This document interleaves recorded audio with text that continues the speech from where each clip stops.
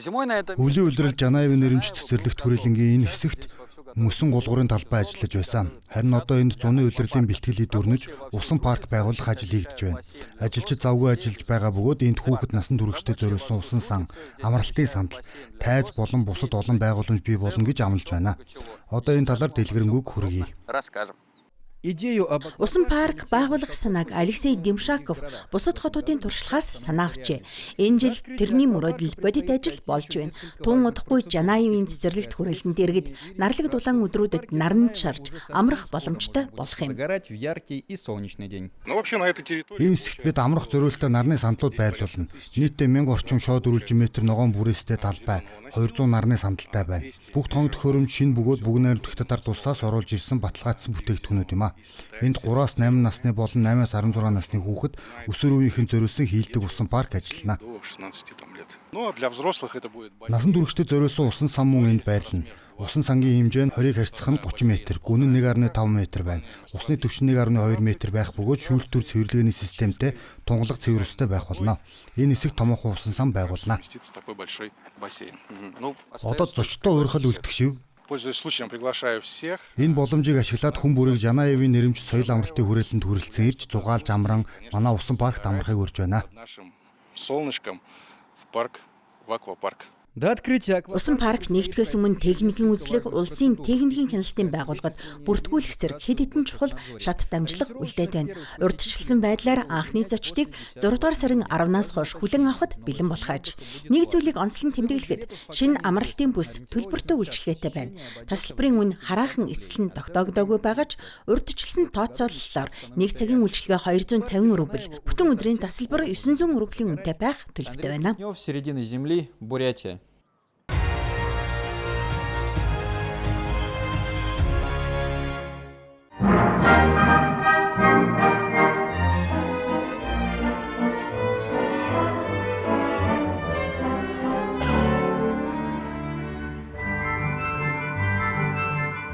Романтическая 19-р зууны романтик бүжгийн урлаг дахин тайзнаа амиллаа. Энэ удаа 160 жилийн өмнөх Францын сонгодог балет үзэгчдийн өмнө дахин төрсөн юм. Балетийн үйл явдлын төвд ханхүү болон эрвэхэ болон хувирсан бүсгүн хайрын түүх өрнөн. Гэхдээ жүжигчид зөвхөн гадаадын зохиолын сэдвийг бас Францын бүжгийн сургуулийн өвөрмөцгөл онцлогийг онцлон харуулахыг зоржээ. Бүжгийн хэл нь бидэнд үнэхээр шинэ эртний хэв маягтай санагдсан. Бид өмнө нь хизээч ингэж бүжиглэж байгаагүй. Энэ бол Францын балетийн сургууль. Харин бид Оросын сургуулиар бэлтгэгдсэн болохоор илүү хөдөлгөөн ихтэй, өндөр үсрэлт, том үргэлттэй байдаг. Харин энд бүх зүйл маш цэвэр, нарийн, дэгжин хэв маягтай. Ажиллахад нэлээд хэцүү байсан ч маш том туршлага болсон. Надад үнэхээр таалагдсан. Манай балетийн сургууль үргэлж дэлхийд тэргүүлэгч байсаар ирсэн. Орос балетийн суурь боловсралтай бол Францын ч бай, Италийн ч бай, Европын ямар ч сургуулийн арга барилыг эзэмших боломжтой. Үзэгчдийн анхаарлыг жүжигээс сарниулах өөр зүйл байх ёсгүй. Хувцас, тайзны засал, хөдөлгөөн бүр 19-р зууны Францын балетийн уур амьсгалыг бүрдүүлэхэд чиглэсэн байна. Гэрэлтүүлэгч мөн адил. Манай гэрлийн зураач Константин Никитинтай энэ талаар ярилцахдаа би тухайн үеийн гэрэлтүүлгийг сэргээхийг хүссэн юм. Өөрөөр хэлбэл хийн дэнлүүний гэрэл ямар байсан, яг тэр мэдрэмжийг бий болгохыг зорьсон юм. Үзэгчид дахин дорж ирээд 19-р зууны уур амьсгал бүрэн автагдах ёстой гэж бид бодсон юм а. Брэдийн дүүр бүжгийн театрын хувьд эрвэхэ балет бол жинхэнэ эрдэнэс юм. Учир нь энэ хүү бүтээл өнөөдөр дэлхийд давтагдашгүй өвд тооцогдож байна. Нэгдүгээрт бидний төлөөлж байгаа энэ балет өнөөдөр дэлхийн болон Оросын аль ч театрын тайзнаа тоглогддоггүй. Хоёрдугаарт энэ хүү бүтээлийн хамгийн сүүлчийн нээлт 1860 онд Францад болсон. Гуравдугаарт энэ бол Жак Оффенбахын цорын ганц балет юм. Жак Оффенбах бол 19-р зууны Францын нэрт хөгжмийн зохиолч юм. Түүний бүтээлүүд хөгжмийн театр болон опереттын урлагийн хөгжилд асар их нөлөө үзүүлсэн байдаг. Түүний эрвэхэ балетыг дүүр бүжгийн театрын тайзнаа дахин үзэх боломжтой маа.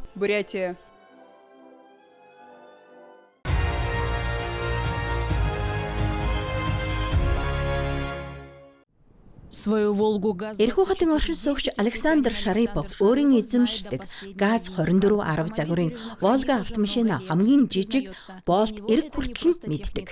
Тэрээр энэхүү автомашина олон жилийн турш нандинан хадгалж ирсэн бөгөөд энэ нь тэрний хувьд зүгээр нэг техник бус харин эх орны түүхийн нэг хэсэг болжээ.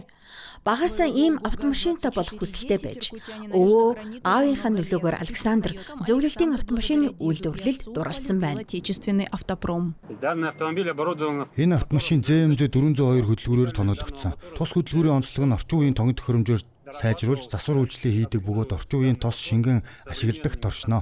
Үйлдвэрийн техникийн үзүүлэлтээр 100 км/цагийн урдыг 17 секундэд авдаг. Харин өнгөрсөн жил бид 11.5 секундын үзүүлэлтэд хүргэсэн. Энэ жил 10 секундээс доош оруулах зорилготой байна. Гадаадын ямар ч хэд анги суурилаагүй зөвхөн дотоодын сэлбүүдийг сайжруулж ашигласан. Но завтра в центре. Гэвч маргааш зөвхөн тэрний Волга олонний анхаарлыг татахгүй. Эрхүү хотын гудамжаар болох парадад энэ ГАЗ 67 автомашин мөн оролцсноо. Уг машин нь тэрний хамтрагчийн эзэмшилд байдаг. Ийм автомашинуудыг агуу эх орны дайны үед командын бүрэлдэхүүн тээвэрлэх, харилцаа холбоо болон тагнуулын ажиллагаанд ашиглаж байсан юм. Нас өндөр болсон ч энэхүү жип одоо ч хөдөлгөөнд оролцох чадвартай хэвээр байна. До сих пор на ходу. Энэ ГАЗ 67 автомашин 1952 онд үйлдвэрийн шугамаас гарсан. Тус үйлдвэрээс үйлдвэрлэгдсэн хамгийн сүүлийн загваруудын нэг гэсэн үг.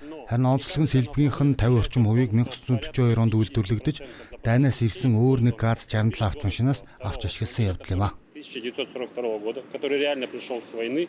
Эдгээр автомашинууд нь агуу эх орны дайнаас эхлээд зөвлөлт бод улсын хөгжил цэцэглэлт, өөрчлөн байгуулалтын үе хүртэлх бүхэл бүтэн эргэн үеийг илэрхийлж байна. Эрхүү хотын иргэн бүр эдгээрийг хараад залуу насаа дурсаж магадгүй хүүхдүүдтэй энэ төрлийн техникийн үнцнийг ойлгуулж чадна. Всего в этом году Энэ жил Эрхүү хотын гудамжаар хувийн цуглуулгын 60 орчим автомашин жагсан явна. Үзэгсэлэнд Домогт Победа, Полуторка төрлийн Волга, ВАЗ үйлдвэрийн автомашинууд болон зөвлөлтийн үеийн бусад техникүүд оролцсон. Нэгэн цагт сая хүний өдөр тутмын амьдралын салшгүй нэг хэсэг байсан.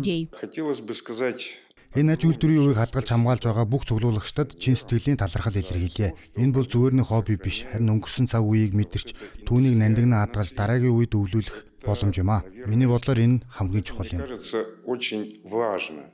после автопробега Хотын гудамжаар явах авцугааны дараа автомашинууд Ленний гудамж дахь барилгын өмнөх талбайд дэлгэгдэх үзэгсэлэнгийн нэг хэсэг болох юм а. 15Б. Светлана Лопушанская, Константин Синицын. Специально для программы «Новости».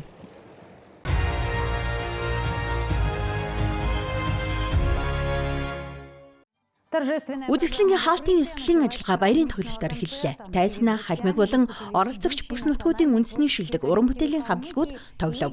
Домбрын аялгау, Кавказын өнгө аястай хэмнэл, Орос ардын дуутах хоршин ихшиглэж байв. Энэхүү олон өнгийн соёлын найрлага нь Элистат болсон үзэгсэлэн гол зорилгоо биелүүлсэнийг бас нэгэн нотлогоо юм а. Тус арга хэмжээ нь зөвхөн салбарын мэрэгчлүүдийг нэгтгэж зогсохгүй олон үндэстэн эснээс бүрдсэн орны ард түмнүүдийн нөхөрлөлийг улам бэхжүүлжээ. Үзэгсэлэн өндөрлөж байгаатай холбогдуулан оролцогчдод баяр хүргэсэн. Бүгд нарамдах халмаг улсын засгийн газрын дарга Гилиана Босхамжижиева мал аж ахуйн салбар нь улсын хүнсний аюулгүй байдал стратегийн чухал ажил багталтайг онцолж амьдралаа хөдөө аж ахуйн хөдөлмөрт зориулсан хүмүүст талархал илэрхийллээ. Би хөдөө аж ахуйн салбарын хөдөлмөрч та бүхэнд чин сэтгэлээсээ талархаж байна. Та бүхэн өөрийн сонгосон замаасаа хазайлгүй хөдөлмөрлөж энэхүү үзэсгэлэнгээр дамжуулан ур чадвар туршлагаа бүрэн харуулах боломжтой боллоо. Өнөөдөр та бүхэн шилдэг аж ахуйн эрхлэгч болохын төлөө өрсөлдөж, үржлийн аж ахуйн салбарт ямар өндөр түвшний ажил хийж байгаагаа харууллаа. Үзэсгэлэнгийн хороо олон зүүн үзмөрийг үнэлэхийн тулд асар их ажил хийжээ.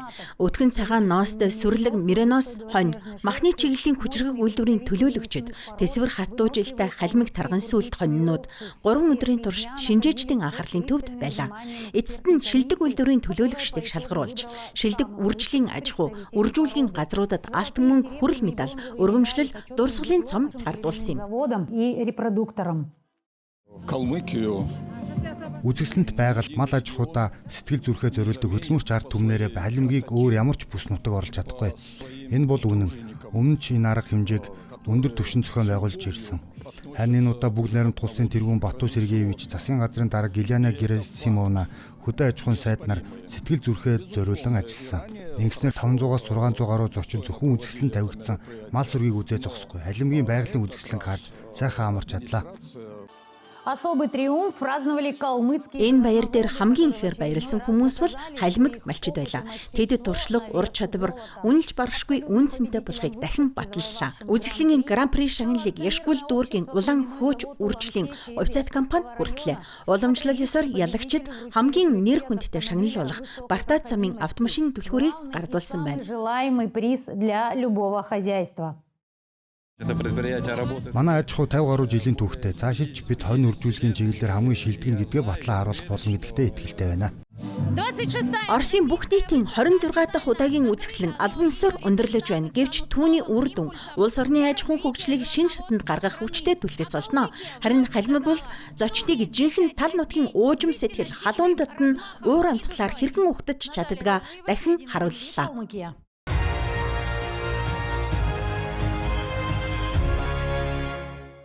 Өнөөдөр хүртээмжтэй дасан зохицох боловсролын зохицолборд 463 хүүхэд суралцж байгаагийн 328 нь хөгжлийн бэрхшээлтэй хүүхэд байна. Харин 200 хүүхдийн багтаамжтай цэцэрлэг, 150 хүүхдийн дотуур байр ашиглалтад орсноор суралцагчдын тоо нэмэгдэх юм а. Үүний тулд сургуулийн өмнөх боловсролын байгууллагад нийт 14 бүлэг байгуулсны 10 нь онцгой хэрэгцээтэй хүүхдүүдэд зориулан тохижуулагджээ. Боловсролын зохицолборын дэргэдэх цэцэрлэгт бүх зүйлийг хамгийн жижиг деталь хүртэл нарийн төлөвлөсөн байна. Хан дээрх зургууд хүртэл боловсролын зориулттай. Энд амьтдын зураг болон тайлбарыг байрлуулжээ. Мөн өөрийн гэсэн номын сантай бөгөөд хүүхдүүд тухлан суух хэсэгтэй байх юм. Хананд шохоогоор бичиж зурж болох самбаруудыг аль хэдийн суйрлуулжээ. Бүлэг бүрийг нэг стандартаар тогтжуулсан байна.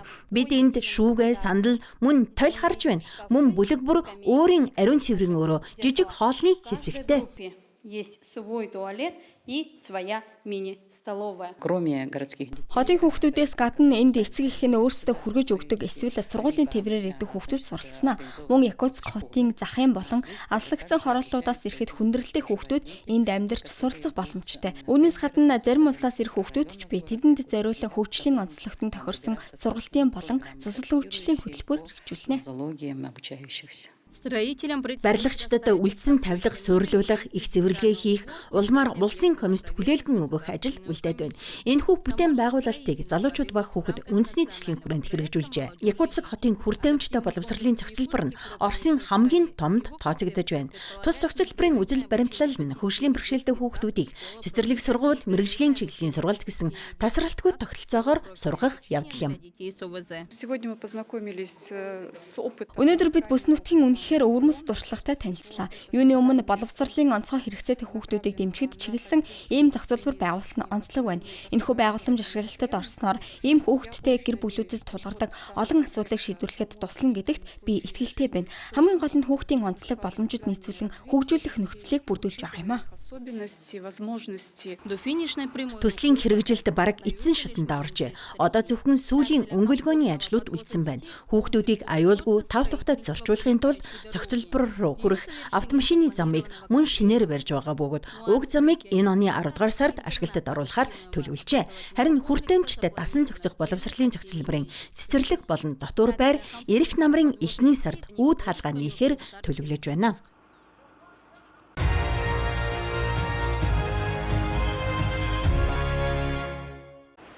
Жоу Ючао Датун хот дахь Юнганы академид 10 гаруй жил ажиллаж байна. Өдгөө тэрээр хамтран ажиллагчдын хамт Эрдэнэ Юнган агуунуудын захин баримтжуулалтын ажлыг хийж байгаа. Энэхүү амаргүй ажлынхаа эхний өдрүүдийг тэр өнөөж тодхон санаж явдаг.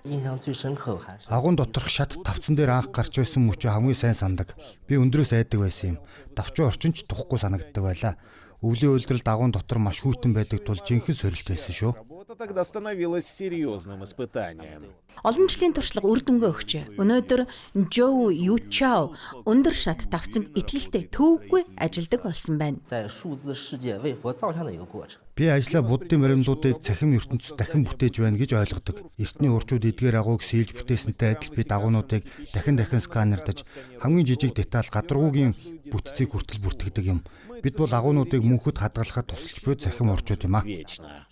Одоогийн байдлаар Юнганы агуунуудын 80 орчим хувийг дижитал хэлбэрт шилжүүлжээ. Төлөвлөгөөний дагуу 2030 он гэхэд бүх агууг бүрэн хамруулах юм.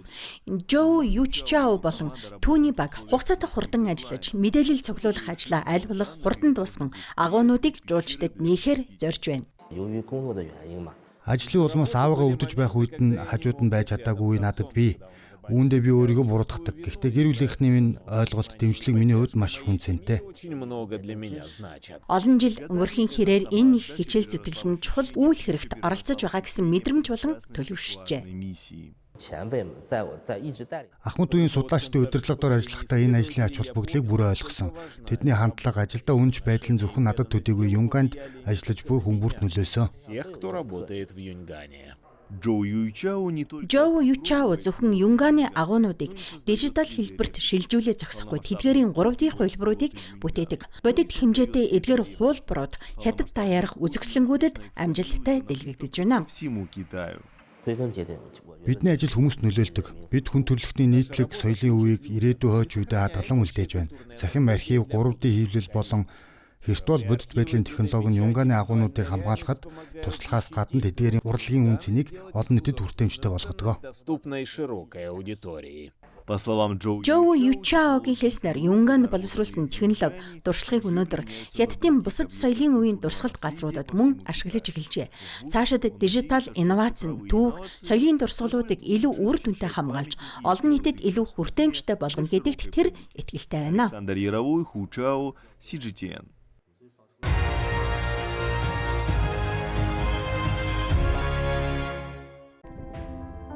Энэ бол Каламайлийн дархан цаадад газар. Бараг 15,000 хавтгай дөрвөлжин километр талбай бүхий энэ хүүцэл анх харахад эзгүй мэт боловч анхааралтай ажиглал энд амьдрал буцалж байгааг харж олно. Тухайлбал тах. Энэ бол дэлхийд дээрх хадгалагдсан үлдсэн жинхэнэ зэрлэг адууны цорын ганц төрөл юм. Тэднийг 60 сая жилийн хувьслын түүхтэй амьд олдвор хэмээн нэрлэдэг. Дахин нэгэн цагт хятадд бүрэн устдаж байсан ч 1985 онд Европ болон Хойд Америкаас дахин нотгшуулжээ. 20 гаруй жилийн үржүүлгийн ажлын дараа анхны сүргийг 2001 онд Каламайлд нотгшуулсан байна. Өнөөдөр энэ газар Пржевальскийн адууг байгальд дахин нотгшуулсан дэлхийн хамгийн том бүс нутаг болжээ. 2025 оны эцсийн байдлаар дархан цаадад газарт 400 орчим адуу тоологдсон бол хятад дахь нийт тоо толгой нь 1000 орчимд хүрчээ. Мөн энд адууны үржил хамгийн өндөр амжилттай явагддаг бүсүүдийн нэг юм. Гэвч амьтдыг байгальд нь буцаа нутагшуулах нь зөвхөн ихний алхам юм а. Хамгийн чухал нь тэдний амьд үлдэх нөхцөлийг бүрдүүлэх явдал. Дархан цаадад газрын хэмжээнд усан хангамжийн цэвүүд болон нүүдлийн замуудад 500 гаруй хэд улаан туяаны камер барилуулжээ. Судлаачид тогтмол хугацаанд төхөөрөмжүүдийн зайг сольж мэдээлэл цуглуулдаг байна.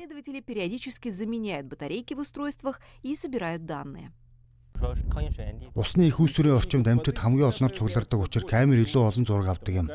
Тиймээс мэдээллийг 3 сар тутамд татаж авдаг. Зэрлэг амьтан камерын хараанд ормогц төхөөрөмж автоматар зураг дардаг юм а. Камеруудаас гадна адууны хөдөлгөөнийг хянах GPS систем ажилладаг. Дулаан мэдрэгч камерын дүрсийг шууд удирдлагын төвд дамжуулна. Мөн дронууд урьдчилан тогтоосон маршрутаар автоматар нислэг үйлддэг. Энэ бүх систем нийлээд зэрлэг байгалыг хамгаалах үл үзэгдэх хамгаалалтын бамбаа болж байгаа. 10 жилийн өмнө энд 200 гаруй газрын тосны цооног ажиллаж байжээ. Насуусын дуу өдөр шөнөгүй тасардаггүй байсан байна. Энэ бетон суурин дээр насуусан төхөөрөмж барилдаг байсан. Би зөвхөн газрын дээрх тоног төхөөрөмжийг буулгаад зогсоогүй. Газрын доор хоолоонуудыг ч бүр мөсөн битүүмжилсэн. 2018 оны эцэсгэхэд бүх цооногийг хааж тоног төхөөрөмжийг буулгажээ. Зарим хуучин бетон суурийг усан хангамжийн твш болгон өөрчилсөн байна. Тэдгээрд борооны ус хуримтлагдах бөгөөд ган ачигтай үед байгаль хамгаалагчид өөрсдөө усаар дүүрэгдэг. Усны их усвар бүрийн эргэн тойронд зэрлэг илжиг, хар сүлт, зээр болон дахин мөр элбэг харагдана. Өнөөдөр дархан цаадад газарт 65-аас дээш усан хангамжийн цэг ажиллаж байгаа бөгөөд ингэснээр амьтан бүр ус уух боломжтой олжээ. 6, 7, 8 дугаар сард уурчилт маш өндөр болдог. Зарим усны их үүсвэр бүрэн ширэгдэг. Тиймээс бид байнга хянаж шаардлагатай үед нь гараар ус нэмж бүр дүүргдэг юм а. Авто зам, төмөр зам хүний хувьд ашигтайж зэрлэг амьтдад аюултай. Энийг шийдэхийн тулд инженерүүд Шинжаанд анхны зэрлэг амьтдын зориулттай гүүрэн гарцыг байгуулсан байна. Байгалийн элсээр бүрсэн уг байгууламж нь хүрээлэн байгаа цөлтэй бүрэн зохицдог тул амьтад гүүрэн дээр явж байгаагач анзаардаггүй. Дархан цаадад газрын хэмжээнд ийм экологийн 50 гаруй гарц байгуулсан нь зэрлэг амьтдад ус, үржлийн хос болон амьдрах орчноо хайж аюулгүй шилжин нүүх боломж олгодог байна. Энэ бүх ажлын зорилго нэг л зүйлд чиглэж байна. Тэр нь цөлийг дахин олон зуун төрлийн амьтан ургамлын жинхэнэ гэр орон болгох явдал юм.